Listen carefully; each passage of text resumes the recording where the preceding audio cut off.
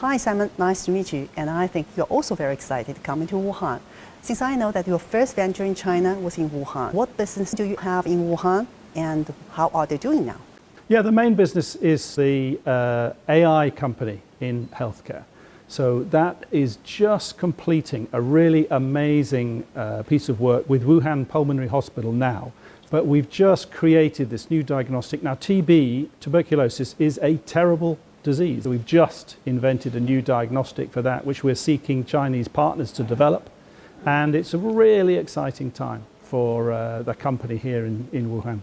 I heard your previous focus was mainly on biotech, but now agritech is another key area for you. So why do you add your new focus and how's the new business now? Food security and food and population is a massively important topic. Now I can do more for global food, global population, global well-being with agritech than I can with the biotech. We have to feed a population that will peak in 2050, 2080. We've got a target. So we have an agritech fund. If you want to invest in something, just go and investigate agritech and then ring me up and we'll have a chat. As you are very familiar with Wuhan, so in your new area of agritech, what kind of cooperation do you expect with Wuhan? I mean, go to Wuhan BioLake. There's an agritech area in that science park already, and there has been for many years. We'll seek investors into the fund, but we then seek to locate companies that we grow in Europe to grow over here. And the whole point of all this business development is not about funding and grants. Those are wonderful ways to get to revenue. And that's the moment we'll bring the companies over here.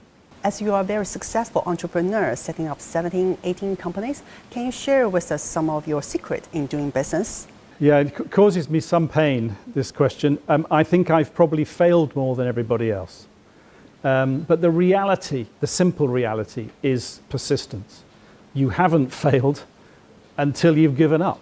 And it's a cliche that many people have said, but it's absolutely true. We know that 6 generations of your family were in a row to engage with China. Can you tell what kind of engagement you will have in the future? We've been thinking about making a film about these 6 generations with a very persistent character at the center. My great-great-grandfather, HT, he came to China. Why on earth did he do that? He was trading in cotton in Manchester in the UK, and he met an individual from Jardine Matheson who said, look, you should be trading in silk, not cotton. Come over to Jiangsu, let's trade silk from China to the Industrial Revolution Center in Macclesfield, and it's all started from individuals. We're only here for another 150 years or so, that's our plan. So it's not just me, I'm just the current tenant of this activity.